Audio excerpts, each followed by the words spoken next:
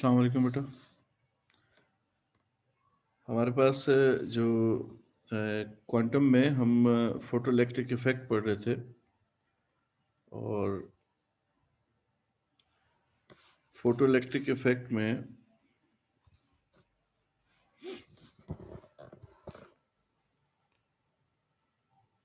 हम लोगों ने बेसिक्स उसकी कुछ समझ ली थी, कुछ पे भी काम करेंगे।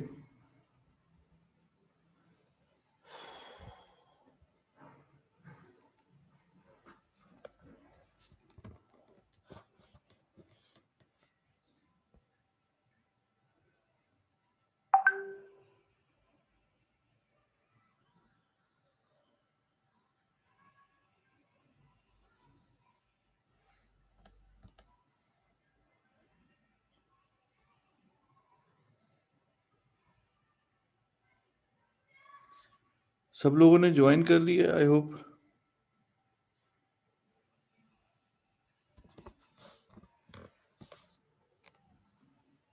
वो ग्रुप पे एरर आ रहा था बच्चों को, उसका पासवर्ड का कुछ। अभी भी आ रहा है क्या?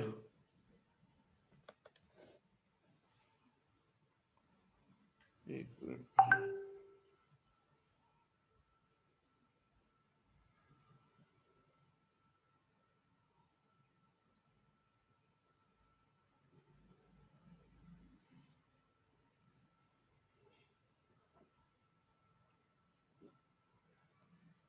चले, अगर होगा भी सही तो रिकॉर्ड तो कर ही रहे हैं, वहां से देख लेंगे। अच्छा जी, फोटो इलेक्ट्रिक या फोटो इमेजन, हम लोगों ने इस तरह की दो प्लेट्स थी और ये दो प्लेट्स जो है ये हमने इस तरह से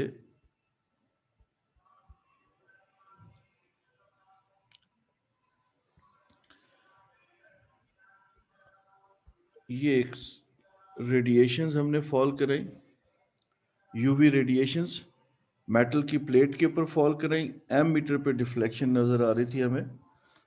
तो हमने कहा था कि जो फोटो इलेक्ट्रिक इमेजन है या फोटो इलेक्ट्रिक इफेक्ट है, अगर मैं उसको डिफाइन करूं तो मैं कह सकता हूं कि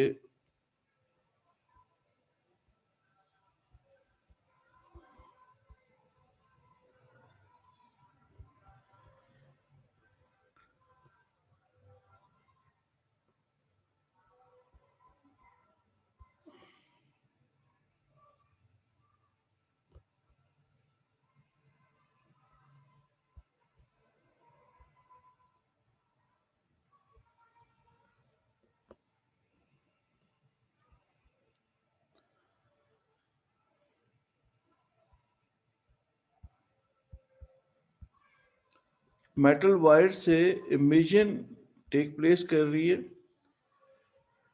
इलेक्ट्रॉन्स की। Photoelectric emission is the emission of electrons from the surface of metal wire when it is exposed to electromagnetic radiation.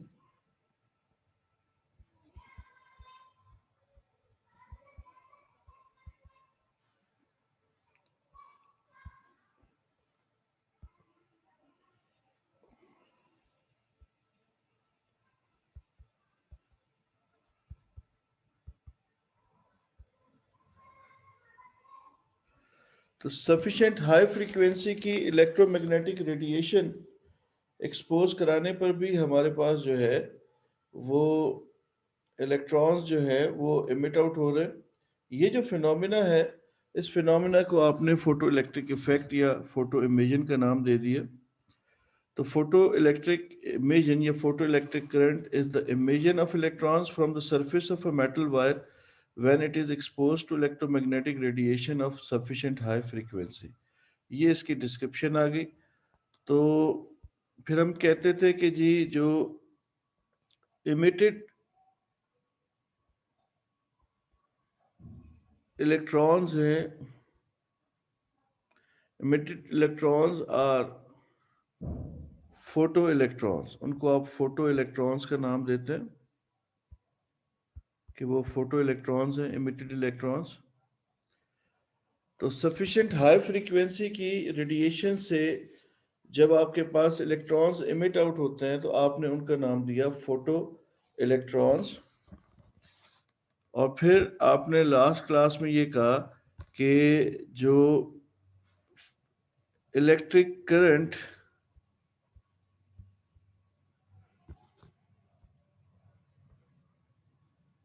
जो डिफ्लेक्शन एमीटर पे आ रही है, that is because of the flow और the emission of photoelectrons की वजह से आ रही है।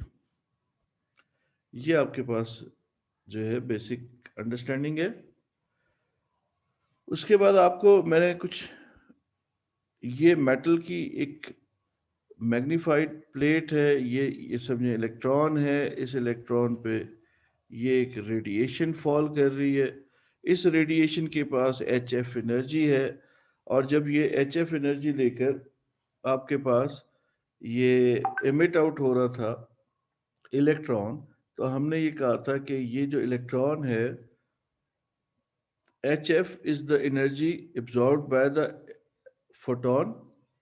Work function was the energy required to eject an electron from metal surface plus its kinetic energy. जो इसकी बाकी एनर्जी होगी एब्जॉर्ब करने के बाद, वो इसकी काइनेटिक एनर्जी होगी, जिसको मैंने यूं सोचा कि फर्स्ट करते हैं, अगर 500 जूल्स ये एनर्जी लेकर आ रहा है और अगर 400 जूल्स की एनर्जी रिक्वायर्ड है to eject an electron 400 joules यहाँ पे यूज कर लेता है, rest is the kinetic energy, तभी conservation of energy principle obey होगा। तो ये हमने एक equation conservation of energy principle को सोचकर डिफाइन की थी।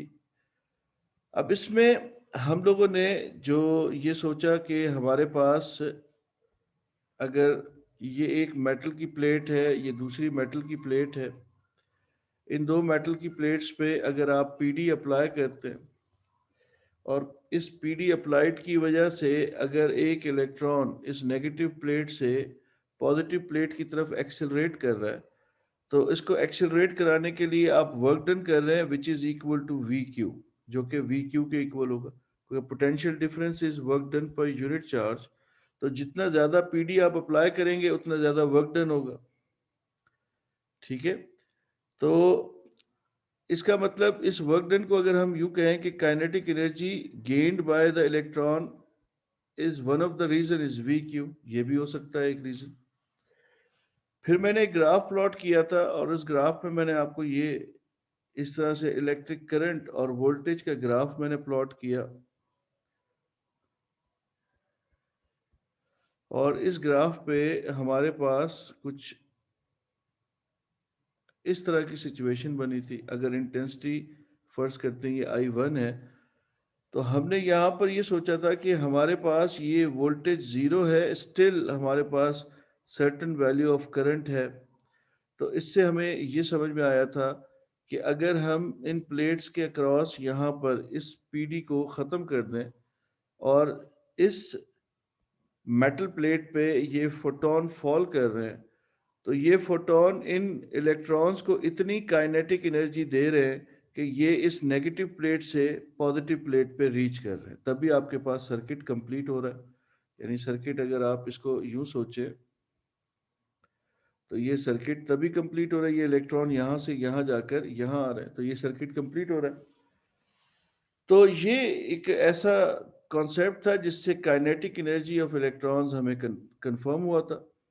उसके बाद फिर हमने ये जो हमारे पास पोर्शन था, इसको मैं हाईलाइट कर रहा हूँ, ये वाला पोर्शन जिसमें करंट कांस्टेंट हो रहा है एट सर्टेन वोल्टेज पे जाके, इस पे हमने ये कहा था कि हमारे पास ये दो प्लेट्स, एक पे नेगेटिव एक पे पॉजिटिव है, ये नेगेटिव प्लेट पे फोटोन फॉल कर रहे हैं, ये इलेक्ट्रॉन्स इमिट आउट हो रहे हैं।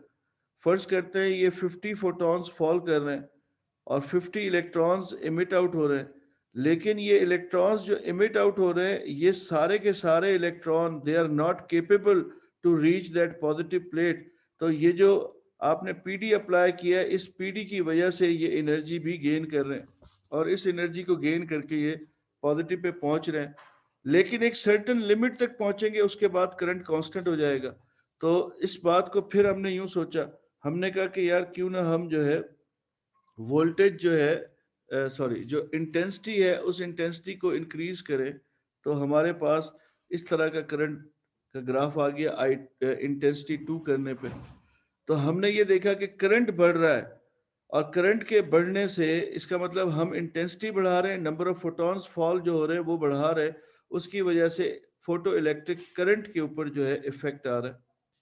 ये हमारी बेसिक अंडरस्टैंडिंग्स थी। आज जो मैं इन्वेस्टिगेशन करूंगा मैं वो इसके नेगेटिव रीजन की तरफ जाऊंगा। ये नेगेटिव रीजन जो हमारे पास है, इस नेगेटिव रीजन में यहाँ पर हमारे पास ये जो पीडी है वो माइनस है, इसका मतलब हम समझेंगे, और उसके बाद हम इसको आज जो है इसको वाइंड अप कर लेंगे। तो अब हमारे पास जो है यहाँ पर ये मेटल की प्लेट, ये नेगेटिव टर्मिनल से कनेक्टेड है, ये पॉजिटिव से कनेक्टेड है, और ये हमारे पास बेटा जो हमने सेटअप बनाया वो कुछ इस तरह का था। ये आपके पास जो है वेरिएबल पावर सप्लाई, और यहाँ पर बीच में हम जो है एक इलेक्ट्रिक करंट जो है वो एम मीटर उसको डिटेक्ट करने के लिए लगा रहे हैं, और ये ट्यूब आ गई आपकी, और ये आपके पास एक्सरे फोटॉन्स फॉल कर रहे हैं, और एक्सरे फोटॉन्स के फॉल करने से आपके पास एम मीटर पे डिफ्लेक्शंस आ रही हैं। अब आप क्या करते हैं, आप कहते हैं, ये आइंस्टाइन ने कॉन्सेप्ट दिया था, उसने कहा था कि रिवर्स द पोलैरिटीज, आप पोलैरिटीज को रिवर्स कर दें। किसकी पोलैरिटी रिवर्स करें? वोल्टेज सोर्स की, यानी यहां पर जो वोल्टेज सोर्स है इसकी पोलैरिटी को रिवर्स कर दें। इसकी पोलैरिटी कैसे रिवर्स करें कि यहाँ पर आपके पास ये कैथोड और ये एनोड्स हैं, तो अब आप जो है जो नेगेटिव था उसको एनोड बना दें, और जो पॉजिटिव था उसको कैथोड नेगेटिव बना दें। ये वेरिएबल पावर सप्लाई है। ये आपके पास फोटोन कंटिन्यूसली इसके ऊपर फॉल कर रहा है, और इन फोटॉन्स के फॉल करने की वजह से यहाँ पर इलेक्ट्रॉन्स जो है वो इमिट आउट हो रहे हैं, और वो इस यहाँ पर मैं एक एम मीटर भूल गया, ये एम मीटर था यहाँ पे, तो एम मीटर पे डिफ्लेक्शन आ रही है। ये फिगर 1 और ये फिगर 2। फिगर 1 में आप देखें नेगेटिव टर्मिनल, इस प्लेट को नाम दे देते हैं टी, टी प्लेट के साथ कनेक्टेड है, और इसको नाम देते हैं एस का। एस प्लेट पॉजिटिव है और टी प्लेट जो है वो नेगेटिव है। तो by keeping that T plate, ये टी प्लेट आ गई, ये एस आ गई, तो टी को अब हमने नेगेटिव के बजाय पॉजिटिव कर दिया, और आपके पास जो एस प्लेट है उसको पॉजिटिव के बजाय नेगेटिव कर दिया, पोलैरिटी को रिवर्स कर दिया, वोल्टेज को नेगेटिव कर दिया। ये जो ग्राफ पे आपको नेगेटिव वोल्टेज का रीजन यहाँ पे रीजन नजर आ रहा है, इस पे आपने बेसिकली वोल्टेज को रिवर्स किया। जब आपने वोल्टेज को रिवर्स किया तो अब उससे क्या इफेक्ट आएगा? देखिए पहले तो फिगर 1 को दोबारा से देखें, आपने यूवी रेडिएशंस को फॉल कराया, और उन यूवी रेडिएशंस की वजह से ये इलेक्ट्रॉन बाहर निकला है। इस इलेक्ट्रॉन को ये पॉजिटिव प्लेट अपनी तरफ अट्रैक्ट कर रही है, यानी इस पे इसको एक्सेलरेट करा रही है, इसको एनर्जी प्रोवाइड कर रही है। और आपके पास जब आपने पोलैरिटी को रिवर्स किया तो ये इलेक्ट्रॉन यहाँ से इमिट आउट हो रहा है। अब नेगेटिव प्लेट इसको देखिए, आप इन इलेक्ट्रॉन को क्या करेगी? इनको रिपेल करेगी, इनको रोकेगी, इनको बजाय एक्सेलरेट कराने के इनको डिसेलरेट करेगी, इनको रिपेल करेगी, ताकि ये इस प्लेट में वापस चले जाए। इसका मतलब ये हुआ, the moment the polarity is reversed, जैसे ही पोलैरिटी रिवर्स करेंगे तो एम मीटर पे रीडिंग कम होगी, क्योंकि जो लो एनर्जी इलेक्ट्रॉन है वो वापस कंपेल होंगे पॉजिटिव। यूं भी कह सकते हैं कि पॉजिटिव प्लेट उनको अपनी तरफ अट्रैक्ट कर लेगी, unlike charges attract each other. तो टी प्लेट पॉजिटिव है, वो इन इलेक्ट्रॉन लेस एनर्जेटिक इलेक्ट्रॉन को वापस खींच लेगी अपनी तरफ। या इसको यूं भी सोच सकते हैं कि एस प्लेट पे नेगेटिव चार्ज है, तो ये इन इलेक्ट्रॉन्स को रिपेल कर रही होगी, जिसकी वजह से ये वापस चले जाएंगे। तो there is a decrease in current. तो यहाँ पर जो हमने ग्राफ में, अगर आप रेड और ब्लू दोनों लाइंस को नेगेटिव रीजन पे देखें, तो नेगेटिव रीजन में आते ही करंट कम होने लग गया। इस करंट कम होने का रीजन क्या हुआ, क्या समझ में आया हमें, कि ये जो प्लेट एस है या प्लेट टी है, एस रिपेल कर रहा है, टी अट्रैक्ट कर रहा है, उसकी वजह से इलेक्ट्रॉन्स जो है वो बजाय इसके कि वो वापस जाते, वो मतलब वहां पे एमीटर के थ्रू सर्किट कंप्लीट करते, अब वो वापस जा रहे हैं उस प्लेट के अंदर। अब हमने क्या किया, ये वेरिएबल पावर सप्लाई है। एक बात आप जहन में रख लें कि अभी मैंने इक्वेशन स्टेट की है कि kinetic energy is equal to V Q. तो मैं इन इलेक्ट्रॉन्स को रिपेल कर रहा हूं, उस रिपल्जन की वजह से ये इलेक्ट्रॉन वापस जो है मेटल प्लेट में जा रहे हैं। अब करंट मेरे पास कम होता जा रहा है। अब मैं क्या कर रहा हूं, मैं इस वोल्टेज को इंक्रीज कर रहा हूं। जब मैं इस वोल्टेज को इंक्रीज करूंगा तो रिपल्सिव फोर्स या attractive force from T plate, positive plate, वो भी इंक्रीज होती जाएगी। तो जो इलेक्ट्रिक करंट होगा, इलेक्ट्रिक करंट ये डिक्रीज करेगा। लेस नंबर ऑफ इलेक्ट्रॉन, जो सिर्फ और सिर्फ बहुत ही हाईली एनर्जेटिक इलेक्ट्रॉन्स होंगे वही हमारे पास प्लेट सर्किट को कंप्लीट कर रहे होंगे। इसका मतलब अब इस ग्राफ को आप सोच सकते हैं। अब आप देखें तो आपको यहाँ पर इस ग्राफ में मैं इस पोर्शन को लेबल कर देता हूँ एज P और इसको एज Q। P और Q रीजन में देखें तो द वोल्टेज, आप वोल्टेज ये आपके पास नेगेटिव साइड पे, आप ये नेगेटिव पोलैरिटी के साथ इंक्रीज कर रहे हैं, ठीक है, जीरो से अवे जा रहा है, नेगेटिव साइड पे इंक्रीज कर रहे हैं वोल्टेज को।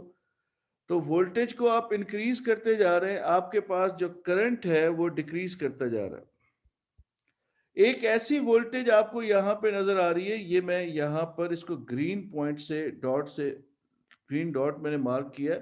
यहां पर अगर आप करंट को रीड करें तो करंट आपके पास y एक्सिस 0 है, यानी ये वो वोल्टेज है जहां पर आपके पास इलेक्ट्रिक करंट जो है वो आपके पास क्या बन रहा है, वो 0 बन रहा है। इसका मतलब ये बना कि आपके पास इस वोल्टेज को आप क्या कहेंगे, इस वोल्टेज को आप कहेंगे स्टॉपिंग पीडी। इस वोल्टेज को आपने Vs से डिनोट करना है और इसको स्टॉपिंग पीडी का नाम दिया जाएगा। ये जो स्टॉपिंग पीडी है ये दरअसल क्या कर रहा है, देखें, ऐसा कहीं पे भी मैंने नहीं कहा कि रेडिएशंस फॉल नहीं कर रही हैं। ये ग्रीन वाली रेडिएशन कंटिन्यूसली फॉल कर रही है। What you are doing, you are increasing the voltage, आप वोल्टेज को इंक्रीज करते जा रहे हैं। ये रेडिएशंस इलेक्ट्रॉन्स को एनर्जी दे रही हैं, लेकिन इलेक्ट्रिक फील्ड उन इलेक्ट्रॉन पे इतनी पुश लगा रहा है कि एक भी इलेक्ट्रॉन जो है वो सर्किट कंप्लीट करने के लिए नहीं आ रहा। यानी जो सबसे हाईली एनर्जेटिक इलेक्ट्रॉन है आपने उसको भी स्टॉप कर दिया। ये आइंस्टाइन का कॉन्सेप्ट था, जो बड़ा क्लासिकल कॉन्सेप्ट है। जो इक्वेशन अभी हमने ड्राइव की थी, हमने कहा था कि H F is equals to work function plus maximum kinetic energy. ये बात जो थी आइंस्टाइन ने इसको इस तरह से ट्रांसफॉर्म कर दिया, उसने कहा कि H F is equals to work function plus V S into E. क्योंकि हमें इलेक्ट्रॉन्स के बारे में, इलेक्ट्रॉन ना ही नजर आ रहे हैं और ना ही हम उनको फिजिकली मेजर कर सकते थे, तो इलेक्ट्रॉन्स की काइनेटिक एनर्जी कैलकुलेट करने के लिए हमें आइंस्टाइन ने ये आइडिया दिया कि आप potential difference is kinetic energy gained by unit charge. तो अगर आप काइनेटिक एनर्जी इस इक्वेशन से फाइंड कर सकते हैं, ठीक है, क्यू की जगह मैंने ई पुट कर दिया वहां पे। तो उसने ये कहा कि जो फास्टेस्ट मूविंग इलेक्ट्रॉन है आप उसको भी अगर रोक लेंगे तो जो उसकी काइनेटिक एनर्जी, जितनी उसके पास काइनेटिक एनर्जी है उतना ही उसके अगेंस्ट आपने वर्क डन कर दिया, तभी तो वो मेटल से बाहर नहीं निकल रहा, उसको आपने वहीं पे रोक दिया। तो ये बात उसकी ऐसी थी जिसको हम जो है फिर यूज करते हैं और यूज करके हम इससे कंक्लूजन्स को ड्रॉ करते हैं। तो अब हमारे पास 3 कंक्लूजन्स जो है मैं यहाँ पे जस्टिफाई कर चुका हूँ। इसके पहला मैंने आपको लास्ट क्लास में समझाया था कि there is instantaneous emission of electron. The moment electrons जो है वो निकलेंगे, मतलब द मोमेंट सफिशिएंट एनर्जी उनके ऊपर फॉल करेगी, इलेक्ट्रॉन्स इमिट आउट हो जाएंगे। ठीक है, तो इसका मतलब थ्रेशोल्ड फ्रीक्वेंसी रिक्वायर्ड होती है फोटो इलेक्ट्रिक करंट के लिए। उसके बाद दूसरा कॉन्सेप्ट आपने सीखा इंस्टेंटेनियस इमेजन होगा। उसके बाद तीसरा कॉन्सेप्ट यहाँ पर बड़ा क्लासिकल सा मैंने आपको सिखाया है, और वो क्लासिकल सा कॉन्सेप्ट अगर आप इस ग्राफ से देखें जो मैंने यहाँ पे ड्रॉ किया था, ये आप इस ग्राफ को देखें तो इंटेंसिटी I1 और I2, इलेक्ट्रिक करंट डिफरेंट है लेकिन स्टॉपिंग पीडी सेम है। दोनों के लिए स्टॉपिंग पीडी सेम है। देखें, अब ये बात बड़ी इंटरेस्टिंग है, जो मेटल की सरफेस आपने यूज की है, ठीक है, दो इंटेंसिटीज फॉल करा रहे हैं, ये एक 50 वाली है और एक फर्ज करते हैं हम जो है 10 फोटॉन्स फॉल कर, दोनों के लिए मेटल सेम है। तो जो हमारी इक्वेशन कहती है कि हमारे पास जो एनर्जी एच एफ है that is equal to 5 plus E के, तो मेटल सेम है तो इसका वर्क फंक्शन सेम होगा। और यहां पर इस ग्राफ से पता लगता है कि जो मैक्सिमम काइनेटिक एनर्जी है वो भी सेम है। तो इंटेंसिटी का maximum kinetic energy of electron पे कोई इफेक्ट नहीं है। ये बड़ी इंटरेस्टिंग सिचुएशन बन गई है। इस ग्राफ से आपको समझ में आती है कि आपके पास जो इंटेंसिटी ऑफ रेडिएशन है that would not effect the energy of kinetic energy of electrons, यानी kinetic energy of electron is independent of intensity. Intensity पे डिपेंडेंट ही नहीं है। इंटेंसिटी पे कौन सा फैक्टर हमें डिपेंडेंट यहां नजर आया, वो था इलेक्ट्रिक करंट। तो हमारे पास यहां पर दो कंक्लूजन इस ग्राफ से सीखे हमने, और वो कंक्लूजन हमने ये सीख लिए, नंबर वन कि जो फोटो इलेक्ट्रिक करंट है वो प्रोपोर्शनेट करेगा इंटेंसिटी ऑफ रेडिएशन के साथ। ये अभी हमने इंटेंसिटी बढ़ाई तो करंट बढ़ रहा था। तो ये हमारे पास ये कॉन्सेप्ट ड्राइव हो रहा है, और साथ में हमारे पास ये कॉन्सेप्ट ड्राइव हो रहा है कि the maximum kinetic energy of electrons is not dependent upon intensity, वो इंटेंसिटी पे डिपेंडेंट नहीं होगी। ये बात हमें इस ग्राफ से समझ में आ गई, और साथ में मैंने आइंस्टाइन की इक्वेशन भी यहाँ पे आपको इंट्रोड्यूस करा दी। अच्छा, अब यहाँ पर मुझे दो काम और करने हैं, फिर मैं इसको फाइनली वाइंड अप करूंगा इस टॉपिक को। एक काम मुझे आपको ये यहाँ पे डिस्कस करना है कि ये एक मेटल की प्लेट है और इस मेटल की प्लेट पे ये इलेक्ट्रॉन्स हैं, और मैं इसका वर्क फंक्शन हम कहते हैं, फर्स्ट करते हैं 80 जूल्स है, फॉर एग्जांपल 80 जूल्स है। और यहाँ पर ये एक इलेक्ट्रोमैग्नेटिक रेडिएशन फोटोन है, ये 100 जूल्स की एनर्जी लेकर आ रहा है। और ये एक और रेडिएशन दूसरी हमने फॉल कराई है, ये 200 जूल्स की रेडिएशन एनर्जी लेकर आ रहा है। ये इलेक्ट्रॉन 1 है, ये इलेक्ट्रॉन 2 है। हम आपको कहते हैं इलेक्ट्रॉन 1 की काइनेटिक एनर्जी क्या होगी, आप कहते हैं यार kinetic energy is equal to energy of the photon minus work function. यही है ना, H F is equal to 5 plus kinetic energy. Kinetic energy कैसे फाइंड करेंगे, एच एफ माइनस 5 से, तो ये आपके पास 20 जूल्स आ जाएगा। ये हो गई आपके पास 1 की कैलकुलेशन। अगर मैं आपको बोलूं यार सेकंड 1 की कैलकुलेशन करें, तो आप कहते हैं जी सेकंड के लिए जो कैलकुलेशन बनेगी वो बनेगी 200 minus 80 that is equal to 120 joules. इसका मतलब ये हुआ the kinetic energy of the electron depends upon the frequency of the radiation, it's not dependent upon intensity. Intensity पे तो अभी हमने ग्राफिकली देखा था, और स्टॉपिंग पीडी से भी हमें यही समझ में आ रहा था कि क्योंकि सेम मेटल था और सेम फ्रीक्वेंसी थी, रेडिएशन की फ्रीक्वेंसी चेंज नहीं हो रही थी, तो आपने ये ऑब्जर्व किया कि आपके पास जो है स्टॉपिंग पीडी सेम था। तो इस एग्जाम्पल से जो मैंने अभी एग्जाम्पल दिए, यहां से आपको ये समझ में आया कि kinetic energy of photo electron depends upon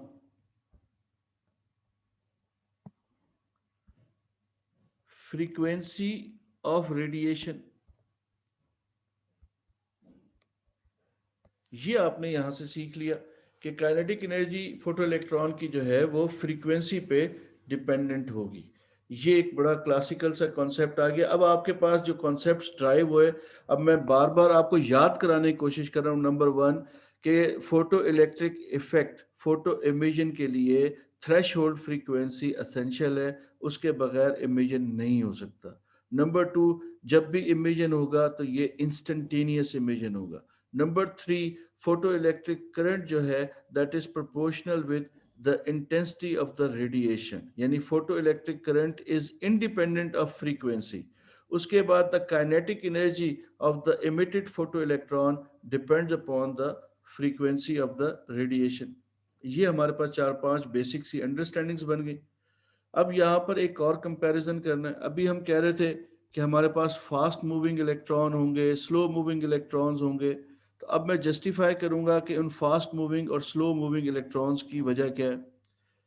देखिए, ये एक इलेक्ट्रॉन यहाँ पे है, एक इलेक्ट्रॉन यहाँ पे है और एक इलेक्ट्रॉन यहाँ पे, इलेक्ट्रॉन 1 2 एंड दिस इज 3।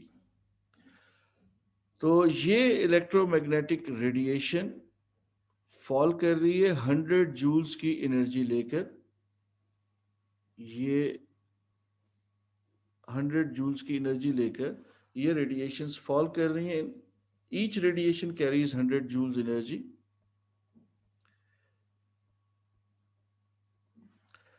अब जो इलेक्ट्रॉन यहाँ पे मेटल की सरफेस पे था, ये जब बाहर निकलेगा तो इसके पास 20 जूल्स, अगर इसका वर्क फंक्शन 80 जूल्स है तो 20 जूल्स की इसके पास काइनेटिक एनर्जी होगी।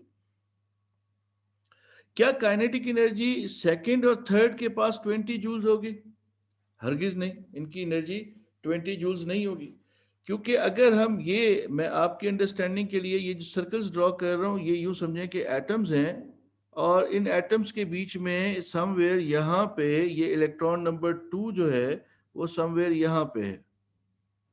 अब ये इस फोटोन को एब्जॉर्ब करता है और एब्जॉर्ब करके ये स्केप करने की कोशिश करता है, लेकिन ये जैसे ही बाहर निकलेगा तो इसको दूसरे न्यूक्लियस अपनी तरफ अट्रैक्ट करेंगे, जिसके लिए इसको क्या करना पड़ता है, the electron has to do work on the interaction of other atoms.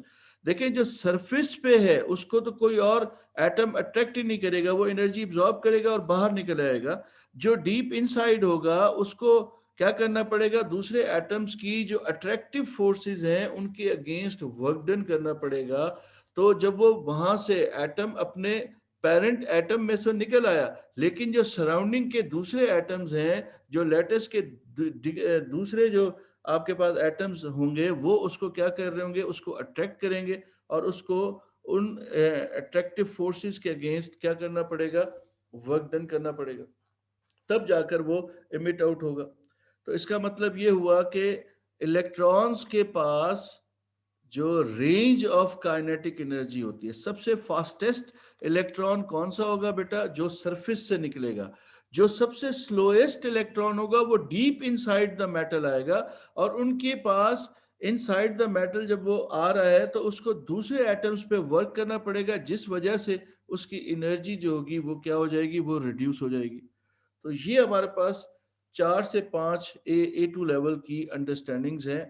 उसमें हम लोग जो इसमें अंडरस्टैंडिंग्स को जो हम सोचते हैं, तो हम ये कहते हैं कि जी हमारे पास जब भी फोटो इलेक्ट्रिक इमेजन होता है तो उसके लिए थ्रेशोल्ड फ्रीक्वेंसी का होना बहुत ज़रूरी है, उसके बगैर फोटो इलेक्ट्रिक इमेजन नहीं होगा।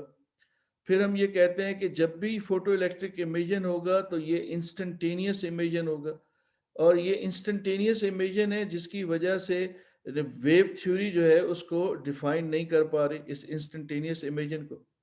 उसके बाद थर्ड हमने कहा कि फोटो इलेक्ट्रिक करंट जो है वो डिपेंड करता है इंटेंसिटी ऑफ द रेडिएशन के ऊपर। It's not dependent upon the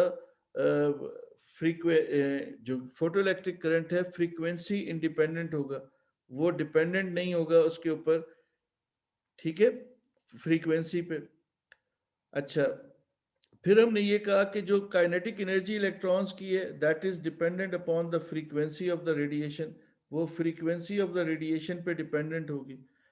तो ये बेसिक हमारे पास जो है कुछ वो आगे पॉइंट्स आ गए, ये मैं अब आपके लिए थोड़े से लिख देता हूँ ताकि आपको याद रहें। तो ये, जी भाई क्या हुआ? सर थ्रेशोल्ड फ्रीक्वेंसी जो है वो वेरी वेरी करेगी ना, अगर डीप होगा तो ज्यादा होगी या सबके लिए एक ही होगी फिर? ये हर मेटल के लिए सेम होती है बेटा। मैं सॉरी, जैसे जिंक है उसकी एक सर्टेन वैल्यू होगी, सिल्वर की कुछ और वैल्यू होगी, साइजियम की कुछ और होगी, हर मेटल की डिफरेंट होगी। लेकिन वो विद इन द मेटल जो एटम्स हैं उनके लिए तो इलेक्ट्रोस्टैटिक फोर्सेस तो सेम लग रही होंगी। ऐसे नहीं हो सकता कि सरफेस वाला जो है वो एमिट हो जाएगा लेकिन जो डीप वाला होगा वो नहीं हो रहा होगा, या ऐसा होगा कि वो भी हो रहा होगा लेकिन कम स्पीड से हो रहा होगा? जी मैंने यही तो समझाया है, वो ज़रूरी नहीं है कि वो भी इमिट आउट हो। फर्ज करते हैं ये एटम्स हैं आपके पास और ये कहीं पे इलेक्ट्रॉन है, इसने ये इसको एब्जॉर्ब किया, ये यहाँ से निकल आया अपने, ये इसका पेरेंट एटम था, यहाँ से तो ये निकल आया, लेकिन इसको फर्ज करते हैं ये वाला एटम अपनी तरफ खींच लेता है, ये यहाँ चला जाता है। ठीक है, तो तो ये थ्रेशोल्ड का कंसर्न जो है वो सिर्फ पेरेंट से होता है, वो पूरे उससे नहीं होता कि पूरे मेटल से निकलेगा? नहीं, थ्रेशोल्ड का मतलब ही यही है कि मेटल से बाहर निकलना। मेटल से बाहर निकलने का मतलब क्या है? एटम से निकलेगा तभी तो मेटल से बाहर निकलेगा। लाजमी तो नहीं ना, हो सकता है कि वो पेरेंट एटम से निकल जाए लेकिन बाकी एटम उसे वो कर अट्रैक्ट कर ले, वो मेटल से निकले ही नहीं। हाँ, तो इसीलिए तो बेटा एक एक एवरेज वैल्यू कैलकुलेट की हुई है ना उन्होंने, उस फ्रीक्वेंसी की, इतनी फ्रीक्वेंसी अच्छा, के वो जो एवरेज कम। वैल्यू होती जी, इंस्टेंटेनियस तो आप फाइंड कर ही नहीं सकते। आप खुद सोचें कितने, एक एक मीटर क्यूब में या एक मिलीमीटर में कितने एटम्स होंगे। अच्छा, ये हमारे पास पहला कॉन्सेप्ट मैंने भी बताया कि with for emission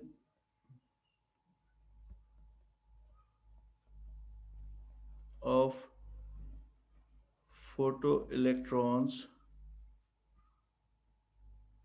for emission of photoelectrons, threshold frequency,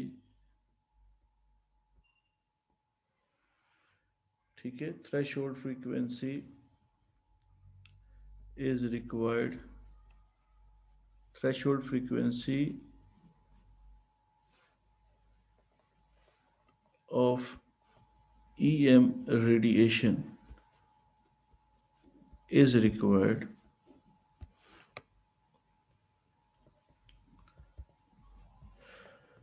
number 2 point हमने कहा कि instantaneous emission of electron takes place.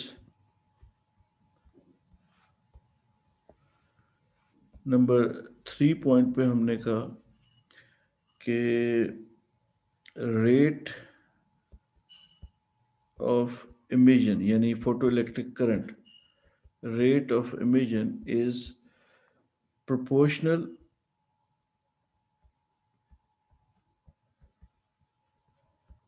to intensity.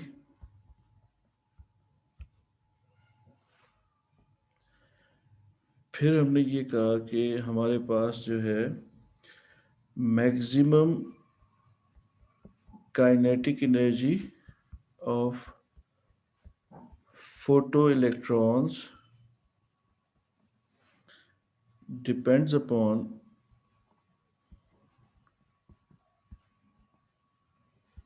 frequency of radiation,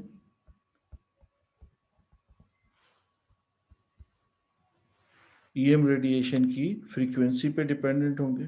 ठीक है, और यहाँ से एक और भी लिख लेते हैं, maximum kinetic energy is independent of intensity, ये भी इसका मतलब बनेगा।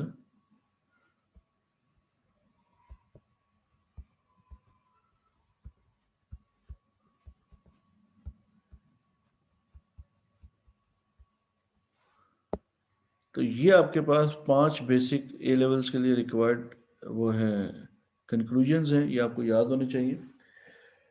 तो ये हमारे पास, मैंने इन्हीं 5 पॉइंट्स को यहाँ पे डिस्कस किया है और इन्हीं को समझाने की कोशिश की है। तो rate of emission intensity dependent होगा, फोटो इलेक्ट्रिक करंट जो है वो इंटेंसिटी के साथ प्रोपोर्शनेट करेगा, मैक्सिमम काइनेटिक एनर्जी डिपेंडेंट नहीं होगी इंटेंसिटी पे, वो फ्रीक्वेंसी पे डिपेंडेंट होगी।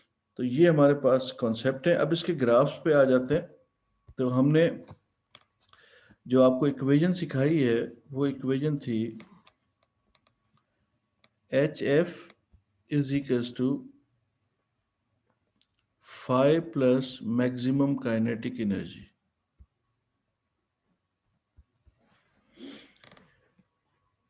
तो ये जो आपके पास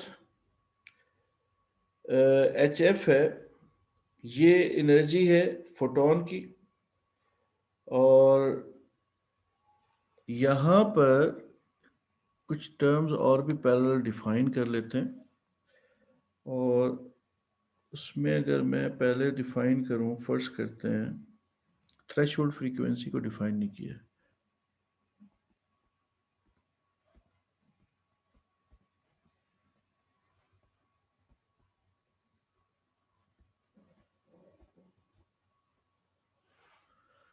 तो थ्रेशोल्ड फ्रीक्वेंसी को डिफाइन कर लेते हैं, the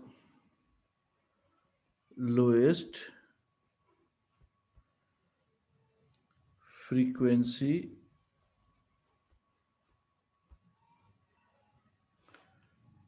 of EM radiation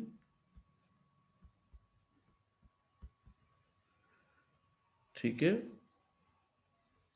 the lowest frequency of EM radiation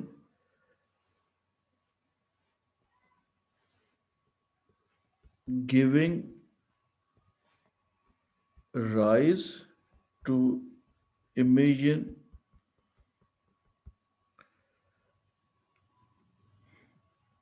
of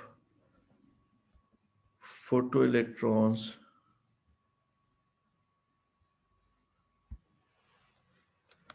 ठीक है, the minimum frequency required to eject an electron from metal surface, ये भी कह सकते हैं आप इसको।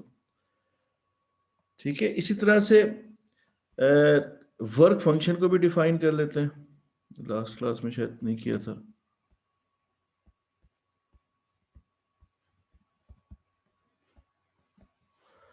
The minimum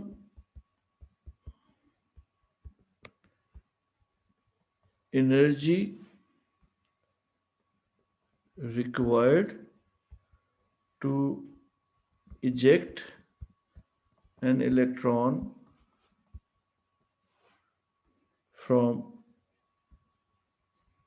metal surface, ये हमारे पास जो है वर्क फंक्शन की डिस्क्रिप्शन आ गई कि वर्क फंक्शन है क्या। अब हम ग्राफ्स की तरफ चले जाते हैं। ये दो टर्म्स रहती थी डिफाइन करने के लिए, तो इसलिए हमने इनको यहाँ पे डिफाइन कर दिया। तो आपके पास जो है यहाँ पर ग्राफ को, अब मैं यहाँ पर इस इक्वेशन से रिलेट करता हूँ। इक्वेशन है HF is equals to phi plus EK max. तो मैक्सिमम काइनेटिक एनर्जी जो है उसको अगर हम सब्जेक्ट बनाए तो ये बनता है HF माइनस वर्क फंक्शन।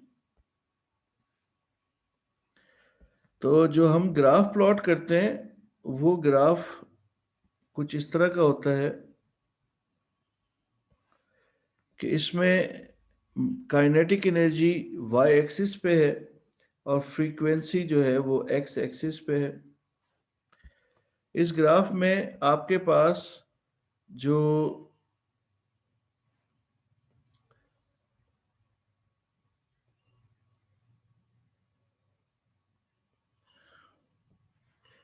यहाँ पर ये आपके पास x इंटरसेप्ट f0 है और जो y इंटरसेप्ट है वो phi है, और जो इस ग्राफ का स्लोप होगा वो प्लैंक्स कांस्टेंट h के इक्वल होगा। यानी अगर आप इस इक्वेशन को जो मैंने यहाँ पे लिखी है इसको दोबारा से सोचें तो मैंने यहाँ लिखा है कि E K is equals to H F minus five, y is equals to M X plus C. तो y इंटरसेप्ट वर्क फंक्शन के इक्वल है, x एक्सिस पे फ्रीक्वेंसी आ गई, y एक्सिस के ऊपर काइनेटिक एनर्जी आ गई, और स्लोप जो है वो h के इक्वल है। ये कॉमन क्वेश्चन होता है ए लेवल्स में, काइनेटिक एनर्जी फ्रीक्वेंसी का ग्राफ देता है और उससे कैलकुलेशन कराता है। तो इसमें x इंटरसेप्ट आपके पास जो है वो आपके पास क्या आ जाएगा, वो आपके पास आ जाएगा वर्क फंक्शन के इक्वल। ठीक है, अच्छा, अब ये आपके पास फर्ज करते हैं, हम आपको कहते हैं कि एक ऐसी मेटल प्लेट है, एक और प्लेट है, उसका थ्रेशोल्ड फ्रीक्वेंसी जो है वो ज्यादा है, तो फिर बिल्कुल एग्जैक्ट इसके पैरेलल, बेटा ये येलो लाइन में ड्रॉ कर रहा हूँ, ये एग्जैक्ट उस ग्रीन लाइन के देखें मैंने पैरेलल ड्रॉ किए, क्योंकि दोनों लाइंस का ग्रेडियंट सेम होगा, दोनों लाइंस का ग्रेडियंट प्लैंक्स कांस्टेंट के इक्वल होगा, और प्लैंक्स कांस्टेंट एक कांस्टेंट वैल्यू है। तो ये अगर आप येलो वाली देखें वैल्यू एफ नॉट, ये ग्रेटर है, फर्ज करते हैं वो कहता है जी लेस होगी है, तो लेस होगी है, तो उस सूरत में थ्रेशोल्ड फ्रीक्वेंसी लेस है, तो बिल्कुल पैरेलल रख के आपने ये फ्रीक्वेंसी को रिड्यूस कर दिया। ठीक है, तो ये इसके पैरेलल लाइंस बनेंगी जो गिवन, इनके स्लोप में चेंज नहीं आएगी, प्लैंक्स कांस्टेंट के इक्वल ही होंगे स्लोप। ठीक है, तो एक आपके पास ये डिस्क्रिप्शन है। दूसरा बेटा इसको आइंस्टाइन के कॉन्सेप्ट से इसको लिखते हैं, वो ये है कि आपके पास H F is equals to work function plus stopping PD into E. तो आपके पास वी एस ई को सब्जेक्ट बनाए तो ये बन जाएगा एच एफ माइनस फाइव, और वी एस को सब्जेक्ट बनाए तो ये बनेगा H upon E into F minus five upon E. इसका मतलब अगर स्ट्रेट लाइन इक्वेशन से इसको कंपेयर करें y is equal to M X plus C से, तो ये आपके पास y इंटरसेप्ट है, ये आपके पास x एक्सिस पे है, ये आपके पास y एक्सिस पे है, और ये आपके पास ग्रेडियंट है, ये आपके पास ग्रेडियंट आ रहा है। तो ये ग्रेडियंट जो है ये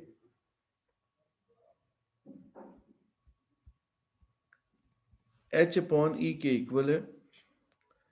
यानी अगर आपको प्लैंक्स कांस्टेंट फाइंड करना हो तो आप कैसे फाइंड करेंगे इस तरह के ग्राफ में, तो h is equal to slope multiplied by charge of electron, इस तरह से। तो ये मैं ग्राफ प्लॉट कर लेता हूँ, बिल्कुल सेम वही शेप बनेगा बेटा, इसमें कोई ऐसी मुश्किल नहीं है।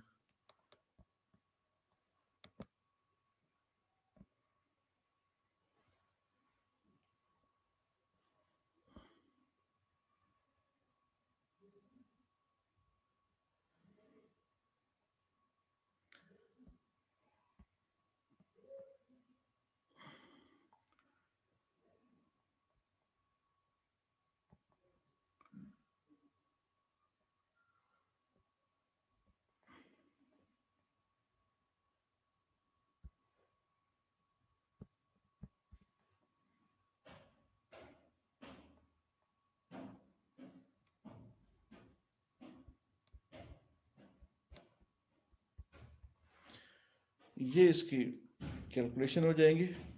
इसी इक्वेशन को एक और अंदाज से सोचें, बहुत सारी वेरिएशंस हैं, आप डिफरेंट वेरिएबल्स प्लेस करते जाएं। जैसे इक्वेशन है H F is equal to five plus kinetic energy maximum, ये बन जाएगा एच सी अपॉन लैम्डा, यूं वेवलेंथ के टर्म में भी लिख सकते हैं, और ये बन जाएगा H C upon lambda not plus E K max. सही है ना? ये अगर आप इस इक्वेशन को, ये जो मैंने इक्वेशन लिखी हुई है, इस इक्वेशन 1 को यूं भी तो लिख सकते हैं ना, H C upon lambda is equal to H C upon lambda not, बल्कि ये तो मैंने लिख दिया है, बल्कि इसको H F is equal to H F not plus E K max, यूं भी तो लिख सकते हैं ना। एफ नॉट का मतलब क्या है? Threshold frequency. जो थ्रेशोल्ड फ्रीक्वेंसी पे वेवलेंथ होगी वो लैम्डा नॉट होगी। अगर थ्रेशोल्ड फ्रीक्वेंसी मिनिमम है तो वेवलेंथ लॉन्गेस्ट होगी, फ्रीक्वेंसी वेवलेंथ इनवर्स प्रोपोर्शनल है। तो ये आपके पास जो है वही इसी तरह से ये क्वेश्चन बनते हैं। मैं एक क्वेश्चन पास पेपर का यहाँ पे सॉल्व करूंगा, उसके बाद फिर हम क्लास एंड कर देंगे।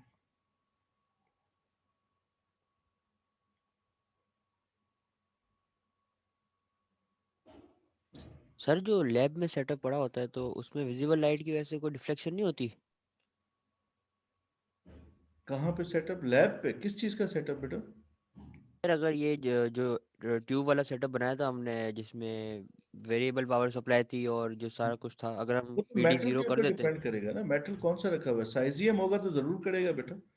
मुख्तलिफ किस्म की यहाँ तो हमने मोनोक्रोमेटिक लाइट्स गिराई है ना, एक ही वेवलेंथ को कंसीडर कर रहे हैं, जबकि वो प्रैक्टिकली तो आपके पास बहुत सारी हैं इस तरह के क्वेश्चंस आप पास पेपर में सॉल्व करेंगे। दो दो तीन तीन किस्म की वेवलेंथ वो फॉल कराएगा, उसके बाद वो आपसे पूछेगा कि क्या हो रहा है, वो फिर आपने उनकी थ्रेशोल्ड फ्रीक्वेंसी से ही सॉल्व करना है। ये आप पास पेपर सॉल्व करेंगे तो आपको नजर आएगा उसमें ये क्वेश्चन है इस टाइप के, ये आप तो जरूर हम इसे करें। मेक श्योर कैसे करेंगे कि एक ही वेवलेंथ की गिर रही होगी लाइट? एक ही वेवलेंथ की थोड़ी होगी, डिफरेंट वेवलेंथ होंगी ना। एक तो ये मोनोक्रोमेटिक तो मैं गिरा रहा हूँ ना इनके ऊपर, ये सिंगल वेवलेंथ या सिंगल फ्रीक्वेंसी की लाइट्स को तो हमने कंसीडर किया हुआ है, यहाँ मोनोक्रोमेटिक होगी ना ये मोनोक्रोमेटिक होगी ना बेटा। सिंगल जो मैं गिराता जी हूँ सर। यहाँ पे फॉल करा रहे हैं जी हम, ब्लू लाइट है या येलो लाइट है या फर्ज करते हैं यूवी लाइट है, तो वो हम तो एक मोनोक्रोमेटिक है ना। वहां पर आपके पास इलेक्ट्रोमैग्नेटिक स्पेक्ट्रम गिर रहा है, अब उसमें से तीन या चार वो आपको वर्क फंक्शन दे देगा, तो सॉरी तीन चार फ्रीक्वेंसी देगा और वर्क फंक्शन दे देगा, फिर आपको उससे जज करना होगा। ये आप पास पेपर सॉल्व करेंगे, मैं भी क्वेश्चन ढूंढूंगा, ऐसा क्वेश्चन था मुझे जहन में आ रहा है। बहरहाल अब ये है कि what is meant by work function energy, तो मिनिमम एनर्जी रिक्वायर्ड या minimum energy of an EM radiation to eject an electron from metal surface. ठीक है, तो अब हम इसको लिख लेते हैं।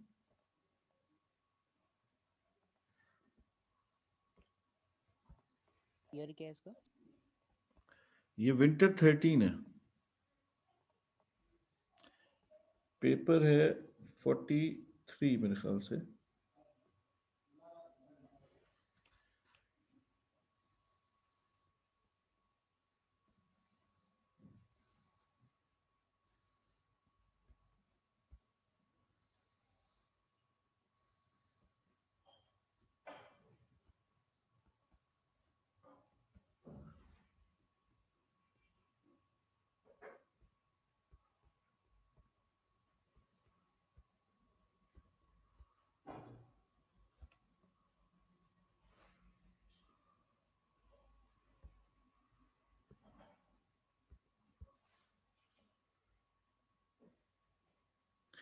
तो ये कह रहा है कि what is meant by work function हमने डिफाइन कर दिया। Why even when the incident light is monochromatic the emitted electrons have range of kinetic energy up to a maximum value.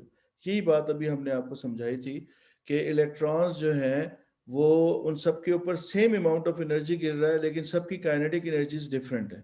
उसका रीजन हमने ये कहा था कि जो इलेक्ट्रॉन्स इमिट आउट होते हैं मेटल सरफेस से, जितना डीप इनसाइड होगा उतनी कम उसकी एनर्जी होगी। ठीक है, तो इसका मतलब ये है कि जितना सरफेस पे इलेक्ट्रॉन होगा उतना उसको वो बाहर निकलेगा, जितना डीप इनसाइड होगा तो इनसाइड से उसको सरफेस पर लाने के लिए ज्यादा वर्क डन करना पड़ता है। ठीक है, अब हम इसको लिख लेते हैं कि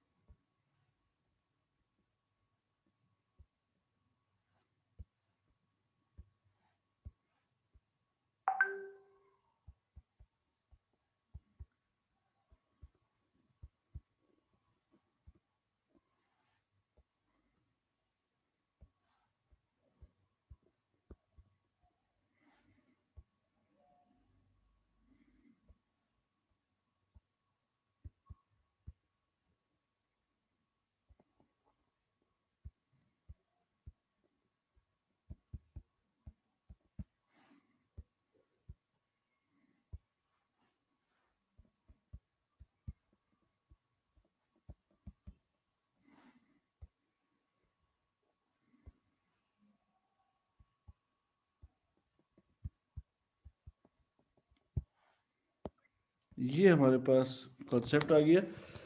सबसे पहले तो हमने काइनेटिक एनर्जी ऑफ इलेक्ट्रॉन को डिफाइन कर दिया। हमने कहा kinetic energy of electron is the energy of photon minus work function. तो जो उसकी स्टेटमेंट थी उसको मैंने जस्टिफाई किया। उसके बाद फिर मैंने कहा कि electrons emitted from metal surface have greatest kinetic energy, while electron emitted from deep inside the metal surface has to do work against interaction of other atoms। तो ये हमारे पास जो है ये डिस्क्रिप्शन आ गई इसकी। आई होप इसमें कोई इशू नहीं है हमें। फिर एग्जामिनर ने काइनेटिक एनर्जी और फ्रीक्वेंसी का ये ग्राफ दिया हमें, और एग्जामिनर हमें ये कह रहा है कि use figure 7.1 to determine the work function energy of the metal surface. Metal surface की वर्क फंक्शन एनर्जी आपको फाइंड करनी है। तो अब आपको वो वर्क फंक्शन एनर्जी फाइंड करने के लिए इस फिगर को यूज़ करते हैं। तो मैं इसको कुछ इस तरह से यूज़ कर लेता हूँ।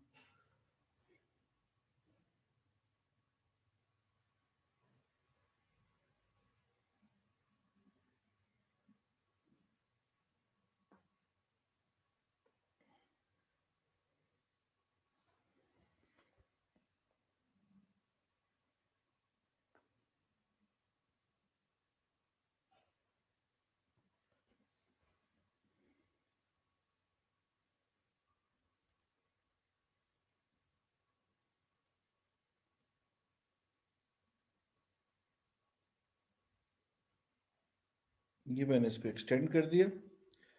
एक्सटेंड करके मेरे पास जो इसकी यहाँ पे थ्रेश होल्ड फ्रीक्वेंसी आ रही है वो आ रही है 1 × 10⁻15। ये मैंने ग्राफ से रीड कर ली और यहाँ पर मैं इसको कोट कर देता हूँ।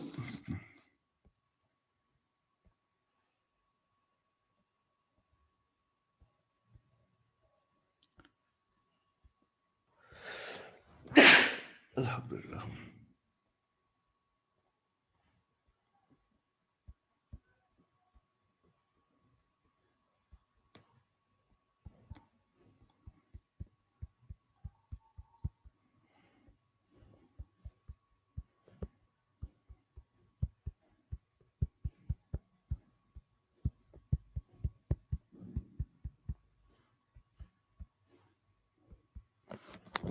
तो ये अब आप सॉल्व कर लेंगे तो आपके पास वर्क फंक्शन आ जाएगा।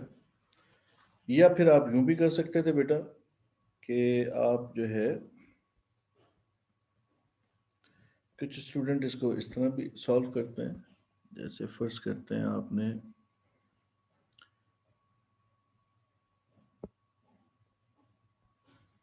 ये रीड कर ली काइनेटिक एनर्जी, और यहाँ से आपने फोटोन की एनर्जी एफ रीड कर ली। तो अब आपके पास इक्वेशन है H F is equals to work function plus E के, तो मैक्स। तो आपने ई के मैक्स की इक्वेशन बना, सॉरी आपको वर्क फंक्शन चाहिए, तो एच एफ आपके पास है 6.63 इंटू 10⁻−34। फ्रीक्वेंसी आपने रीड की है 4 इंटू 10⁻−+15, और is equal to work function is unknown and kinetic energy is 2 into 10⁻−18। यहाँ से भी आप वर्क फंक्शन फाइंड कर सकते हैं। दोनों मेथड एक्सेप्टेबल है, किसी भी तरह से सॉल्व कर लें। फिर a second metal has greater work function energy than that in on figure 7.1, draw a line to show the variation। अच्छा, ये अब हम इसके अभी हमने आपको ये मैं इसको इरेज कर रहा हूँ सारे को। तो अब हमें क्या करना पड़ेगा, हमें इस लाइन के पैरेलल एक लाइन ड्रॉ करनी पड़ेगी। कुछ भी नहीं है, इसी लाइन के पैरेलल हम एक लाइन ड्रॉ कर लेते हैं।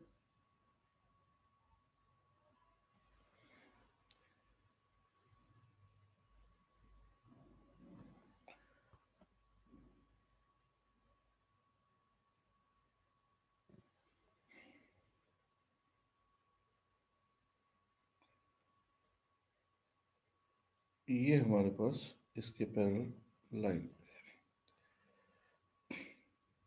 कहीं भी ड्रॉ कर दें, यहाँ ड्रॉ कर दें, समवेयर फ्रीक्वेंसी ज़्यादा है, कहीं भी ड्रॉ कर दें, इससे ज़्यादा हो लेकिन फ्रीक्वेंसी, ठीक है। उसके बाद एग्जामिनर ने एक और पार्ट हमें दिया है, तो क्या कह रहा है, explained by graphs in 1 and 2 do not depend on intensity of the incident radiation, यानी ये दो लाइनें आपने ड्रॉ की हैं, ये इंसिडेंट रेडिएशन के ऊपर ये ग्राफ आपके डिपेंडेंट क्यों नहीं है? तो असल में जो इंटेंसिटी है वो number of photons arriving per unit time है, और उससे नंबर ऑफ इलेक्ट्रॉन्स जो इमिट आउट हो रहे हैं वो डिपेंड करते हैं। तो हम यहाँ पर बता देते हैं कि intensity of EM radiation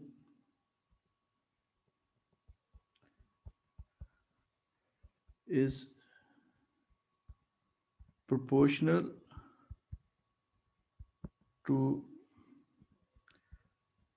photoelectric current.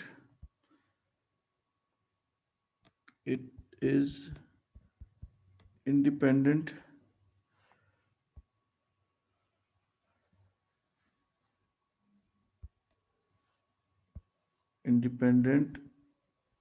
of frequency of EM radiation. ये आपके पास कॉन्सेप्ट है। आई होप ये क्वेश्चन अब आप लोग पास पेपर इसके सॉल्व कर सकते हैं। आप लोग कल की क्लास में हम इसके दो एक क्वेश्चन सॉल्व करेंगे और नेक्स्ट टॉपिक जो होगा वो स्टार्ट कर देंगे। तो हम कोशिश करेंगे फ्राइडे तक हम इस सारे को वाइंड अप कर लें, क्वांटम को। ठीक है भाई, कल 1 बजे 2 बजे क्लास? कल बेटा देखते हैं 2 या 1 बजे किसी इस एक टाइम पे, या शाम की रख लें क्लास। नहीं सर, ये 1 या 2 बजे रख लें, शाम में नहीं करें सर। देखो मैं मुझे भी काम कर लेंगे तो। अगर मैं कहीं गया नहीं तो फिर मैं सुबह में क्लास रख लूंगा, अदरवाइज जैसे फर्ज करते हैं अगर मुझे लाड़काना जाना पड़ता है तो मैं वहां पहुंच कर फिर क्लास ले लूंगा। ठीक है, फिर उसमें आपको बता दूंगा क्या सिचुएशन है। ठीक है सर। ठीक है बेटा, ओके, अल्लाह हाफिज। अल्लाह हाफिज़।